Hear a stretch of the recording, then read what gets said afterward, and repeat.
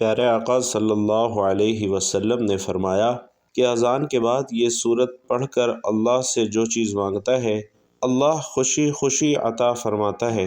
شروع اللہ تبارک و تعالی کے نام سے جو بڑا مہربان نہایت رحم کرنے والا ہے۔ محترم ناظرین، اذان اسلام کی وہ پکار ہے جو اللہ کے گھر سے بلند ہوتی ہے اور ہر مسلمان کو نماز کے لیے بلاتی ہے۔ اذان کا وقت بہت ہی خاص ہوتا ہے کیونکہ یہ وقت اللہ کی رحمت اور قبولیت کا وقت ہے۔ جب اذان کی آواز بلند ہوتی ہے تو فرشتے اس آواز کو سنتے ہیں اور اللہ کے حضور اس کی اطلاع دیتے ہیں۔ یہ وہ لمحات ہیں جب دعا قبول ہونے کے قریب ہوتی ہے۔ اذان جہاں بھی ہوتی ہے، چاہے مسجد ہو یا کسی کے گھر میں، وہاں برکتیں نازل ہوتی ہیں، دلوں کو سکون ملتا ہے، دل اللہ کی یاد سے بھر جاتا ہے۔ اذان کا مطلب ہے اللہ کی وحدانیت اور حضور نبی کریم صلی اللہ علیہ وسلم کی رسالت کا اعلان، اور یہ عظیم پیغام ہے جو ہر مسلمان کے دل میں ایمان لے کر آتا ہے۔ اذان کے بعد جو بھی دعا کی جاتی ہے وہ اللہ کے ہاں خاص طور پر قبول ہوتی ہے، اور بزرگان دین فرماتے ہیں کہ اذان کے بعد مانگی گئی دعائیں اللہ کی خوشنودی کے باعث جلد قبول ہو جاتی ہیں۔ اذان کی برکت سے انسان کے گناہ معاف ہوتے ہیں اور اللہ کی رحمت اس پر نازل ہوتی ہے۔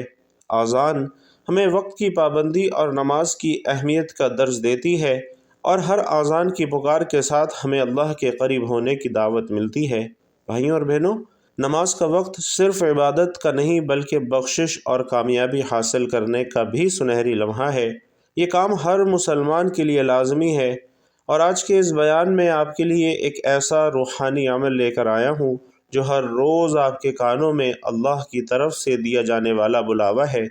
یہ بلاوا اذان کی صورت میں آتا ہے، لیکن افسوس کے ساتھ کہنا پڑ رہا ہے کہ ہم میں سے بہت سے لوگ اذان کی آواز کو صرف ایک اعلان سمجھ کر نظر انداز کر دیتے ہیں، حالانکہ حقیقت یہ ہے کہ اذان انسان کو اللہ کی طرف بلانے کا ایک عظیم ترین ذریعہ ہے، اور یہی وہ لمحہ ہے جب اللہ کے فرشتے زمین پر اترتے ہیں اور ہر اس شخص پر رحمت بھیجتے ہیں جو اس آواز پر توجہ دیتا ہے۔ ناظرین، اذان کے بارے میں آپ کو ایک روحانی حقیقت بتاتے ہیں کہ جو شخص اذان کے وقت مکمل دھیان سے اذان کو سنتا ہے اور پھر وہ مخصوص صورت کا عمل کرتا ہے جس کا آج کے بیان میں آپ سے ذکر کر رہا ہوں، تو اللہ تبارک و تعالی اسے ہر وہ چیز خوشی خوشی عطا فرماتا ہے جو وہ مانگتا ہے، اس کے رزق میں کشادگی عطا کرتا ہے، اس کے نصیب میں دولت اور مال اور رزق لکھ دیتا ہے، اس کی پریشانیاں دور ہو جاتی ہیں اور روحانی بلندی اسے عطا ہوتی ہے۔ نبی کریم صلی اللہ علیہ وسلم نے فرمایا کہ جب اذان دی جاتی ہے تو شیطان بھاگتا ہے، اور اذان مکمل ہونے کے بعد جو بندہ اذان کا جواب دیتا ہے اور پھر نبی پاک صلی اللہ علیہ وسلم پر درود بھیجتا ہے اور یہ مخصوص صورت پڑھتا ہے تو اس کے لیے اللہ تبارک و تعالی نصیب میں ہر وہ چیز لکھ دیتا ہے جس کی وہ خواہش کرتا ہے، اسے خوشی خوشی عطا کر دیا جاتا ہے۔ اور نبی پاک صلی اللہ علیہ وسلم نے اپنی شفاعت کی خوشخبری بھی سنائی ہے۔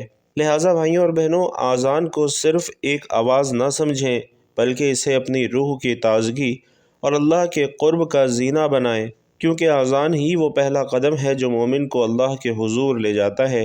رسول اللہ صلی اللہ علیہ وسلم نے فرمایا کہ اذان کے بعد جو دعا مانگی جائے اللہ تبارک و تعالی اسے قبول کرتے ہیں۔ اس وقت کی دعا کی قبولیت کا دروازہ اس وقت کھلا ہوتا ہے اور اللہ اپنے بندوں کی حاجتیں پوری کرنے کے لیے خوش ہوتے ہیں۔ حدیث پاک میں بھی آتا ہے کہ جب کوئی بندہ اذان کے بعد کوئی خاص عمل پڑھتا ہے جو کہ نبی پاک صلی اللہ علیہ وسلم نے بتایا ہے تو اللہ تبارک و تعالی اس کے لیے کئی دروازے کھول دیتا ہے۔ یہ سورت پڑھنے والے کو اللہ کا خاص فضل و کرم حاصل ہوتا ہے، اس کے گناہ معاف ہوتے ہیں اور اس کی زندگی میں برکت آتی ہے۔ بزرگان دین نے اذان کی اہمیت پر بہت زیادہ زور دیا ہے اور کہا ہے کہ اذان اللہ کی رحمت کی پکار ہے جو دلوں کو منور کرتی ہے اور ایمان کو تازہ کرتی ہے۔ وہ فرماتے ہیں کہ اذان سن کر دعا کرنا اور خاص طور پر اس سورت کو پڑھنا روحانی طاقت بڑھانے کا ذریعہ ہے اور بلاؤں سے حفاظت کا ذریعہ ہے۔ تو ناظرین، اذان کے بعد دعا کیجئے، اپنی حاجات اللہ سے مانگیے اور نبی پاک صلی اللہ علیہ وسلم کی بتائی ہوئی یہ سورت 3 بار ضرور پڑھیے تاکہ اللہ تبارک و تعالی کی رحمت آپ پر ہمیشہ قائم رہے اور آپ کی زندگی میں خوشیاں اور کامیابیاں آئیں۔ نبی علیہ الصلاۃ والسلام نے اذان کے بعد اس خاص صورت کے پڑھنے کی تلقین فرمائی ہے، جسے 3 مرتبہ پڑھنا بہت زیادہ فضیلت کا کام ہے۔ یہ صورت آسان اور مختصر سی ہے، جسے یاد کر کے ہر مسلمان اذان کے بعد پڑھ سکتا ہے۔ جو بھی بندہ یہ صورت 3 بار پڑھے گا، اللہ تبارک و تعالی اس کے گناہوں کو معاف کرے گا، اس کی زندگی میں برکت دے گا اور اس کی دعائیں قبول کرے گا۔ یہ صورت انسان کو ہر طرح کی مشکلات، بیماریوں اور بلاؤں سے محفوظ رکھتی ہے اور دنیا اور آخرت میں سکون اور کامیابی کا ذریعہ بنتی ہے۔ تو محترم ناظرین، اس صورت کے بارے میں جاننے سے پہلے آپ سے گزارش ہے کہ ایک پیارا اور مختصر سا درود صلی اللہ علیہ وآلہ وسلم پیارے آقا سے محبت کرنے والے کمنٹ باکس میں ضرور لکھ دیجئے۔ بھائیوں اور بہنوں، اذان کی فضیلت کو سمجھنے سے پہلے ہمیں یہ جاننا ضروری ہے کہ اذان کب اور کیسے شروع ہوئی اور اس کا مقصد کیا ہے۔ تاریخ اسلام کے مطابق جب نبی کریم صلی اللہ علیہ وسلم نے مدینہ منورہ میں مسجد نبوی تعمیر فرمائی تو اس وقت نماز کے وقت کو اعلان کرنے کے لیے کوئی مخصوص طریقہ نہ تھا۔ کچھ صحابہ نے مشورہ دیا کہ قوس بجایا جائے جیسے عیسائی کرتے ہیں، کچھ نے کہا آگ جلائی جائے جیسے مجوسی کرتے ہیں، لیکن نبی پاک صلی اللہ علیہ وسلم نے ان مشوروں کو پسند نہ فرمایا۔ پھر عبداللہ بن زید رضی اللہ تعالی عنہ کو خواب میں اذان کے الفاظ سکھائے گئے اور اسی طرح کا خواب حضرت عمر بن خطاب رضی اللہ تعالی عنہ کو بھی آیا۔ نبی کریم صلی اللہ علیہ وسلم نے ان خوابوں کی تصدیق فرمائی اور حضرت بلال حبشی رضی اللہ تعالی عنہ کو حکم دیا کہ وہ اذان دیں۔ چنانچہ حضرت بلال رضی اللہ تعالی عنہ نے پہلی اذان دی اور وہ اذان ایسی تھی کہ آسمان کے فرشتے بھی جھک کر اسے سن رہے تھے۔ ناظرین، اذان کے الفاظ صرف آواز نہیں ہوتے، یہ الفاظ اللہ کی بڑائی کا اعلان ہوتے ہیں۔ جب مؤذن کہتا ہے اللہ اکبر تو اس کا مطلب ہے کہ اللہ سب سے بڑا ہے، اور اس وقت بندہ اپنے دل میں بھی دہراتا ہے کہ واقعی میرے سارے مسائل، ساری پریشانیاں، ساری فکریں، یہ سب چھوٹی چیزیں ہیں، اللہ سب سے بڑا ہے۔ جب مؤذن کہتا ہے اشہد ان لا الہ الا اللہ تو بندہ گویا دل سے اقرار کرتا ہے کہ اے اللہ، تیرے سوا کوئی معبود نہیں، ہم سب تیرے بندے ہیں، ہم نے تجھے ہی پکارنا ہے، تیرے ہی سامنے جھکنا ہے۔ پھر جب اشہد ان محمد رسول اللہ کہا جاتا ہے تو ہم دل سے مانتے ہیں کہ محمد صلی اللہ علیہ وسلم ہمارے نبی ہیں اور ان کی سنت ہی ہماری نجات ہے۔ جب مؤذن کہتا ہے حی علی الصلاۃ تو اللہ ہمیں نماز اور کامیابی کی طرف بلا رہا ہوتا ہے، لیکن افسوس کہ ہم اکثر اس بلاوے کو سن کر بھی اپنے مشغولیات میں لگے رہتے ہیں، اپنے موبائل فونوں پر مصروف رہتے ہیں، حالانکہ یہی وہ لمحہ ہے جب اگر بندہ اٹھ کر اذان کا جواب دے اور پھر مخصوص اعمال کی طرف بڑھے تو اس کے لیے دنیا اور آخرت دونوں کے دروازے کھول دیے جاتے ہیں۔ قرآن پاک میں اللہ تبارک و تعالی فرماتے ہیں اور اللہ کی طرف بلانے والے سب سے زیادہ خوبصورت بات کس کی ہو سکتی ہے، اور اس آیت سے واضح ہوتا ہے کہ اذان ایک براہ راست دعوت ہے اللہ کی طرف، اور جو اس دعوت پر لبیک کہتا ہے وہ اللہ کا محبوب بن جاتا ہے۔ حضرت بلال رضی اللہ تعالی عنہ کی اذان صرف مسجد کے اندر اعلان نہ تھی، بلکہ دلوں کو جھنجھوڑ دینے والی وہ صدا تھی۔ جب وہ اللہ اکبر کہتے تو مدینہ کی گلیاں اللہ اکبر کی کبریائی سے گونج اٹھتیں۔ حضرت بلال کی اذان سنتے ہی لوگ دنیا چھوڑ کر مسجد کی طرف دوڑ پڑتے، کیونکہ وہ جانتے تھے کہ یہ بلاوا کسی انسان کا نہیں بلکہ اللہ کا بلاوا ہے، اور جب اللہ بلا رہا ہو تو اس وقت دنیا چھوڑنا عبادت بن جاتا ہے۔ بھائیوں اور بہنوں، آج ہم جس دور میں جی رہے ہیں اس میں اذان کی آواز ایک عام سی بات بن چکی ہے، لیکن جو لوگ اس آواز کو پہچانتے ہیں اور اس وقت اللہ کے بتائے ہوئے اعمال کرتے ہیں ان پر اللہ کی خاص رحمت بھی نازل ہوتی ہے۔ پیارے آقا صلی اللہ علیہ وسلم فرماتے ہیں کہ جو شخص اذان کا جواب دے، پھر حضور علیہ الصلاۃ والسلام پر درود پڑھے اور پھر یہ دعا پڑھے کہ اے اللہ، اس مکمل دعوت کے رب، اس قائم نماز کے رب، محمد صلی اللہ علیہ وسلم کو مقام محمود عطا فرما جس کا تو نے وعدہ فرمایا، تو اس شخص کے لیے میری شفاعت واجب ہو گئی۔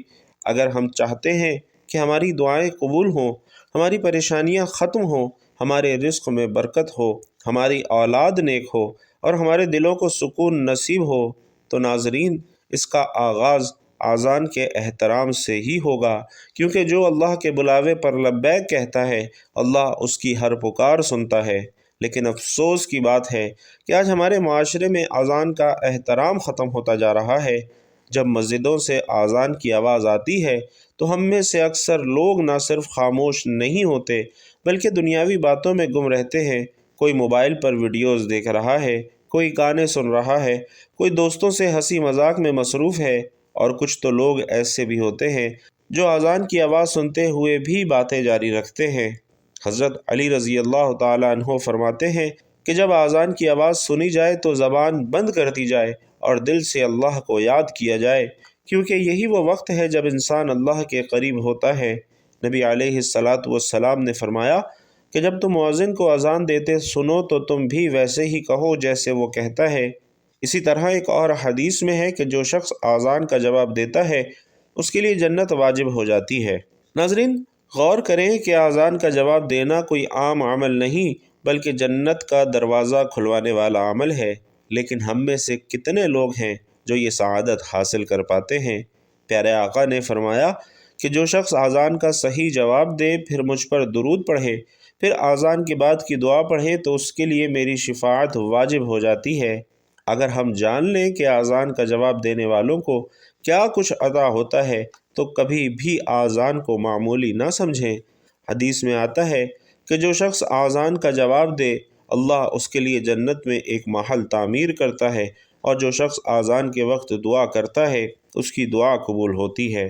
اسی طرح یہ بات بھی یاد رکھیے کہ نبی کریم صلی اللہ علیہ وسلم نے فرمایا کہ اذان اور اقامت کے درمیان جو دعا مانگی جاتی ہے وہ رد نہیں کی جاتی، لیکن شرط یہی ہے کہ اذان کا احترام کیا جائے، خاموشی سے اذان کو سنا جائے، اس کا جواب دیا جائے اور پھر دل سے دعا مانگی جائے۔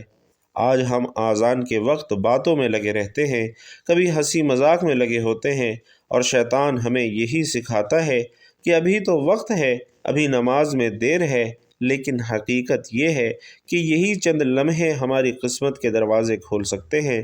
جو اذان کا جواب دیتا ہے اس کے رزق میں برکت ڈال دی جاتی ہے، اس کے نصیب میں خیر لکھ دی جاتی ہے، اس کے چہرے پر نور آ جاتا ہے اور اللہ اسے اپنا مقرب بندہ بنا لیتا ہے۔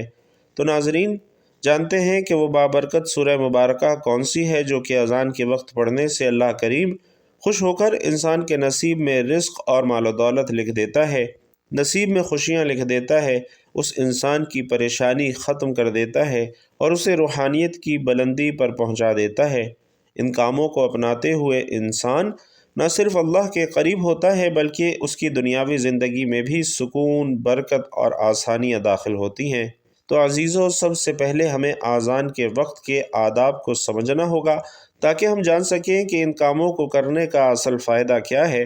اذان کے وقت انسان پر لازم ہے کہ وہ تمام دنیاوی مشغولیات کو چھوڑ دے، بات چیت بند کر دے، موبائل رکھ دے اور دل کو اللہ کی طرف جھکا دے اور مؤذن کی آواز کو غور سے سنے۔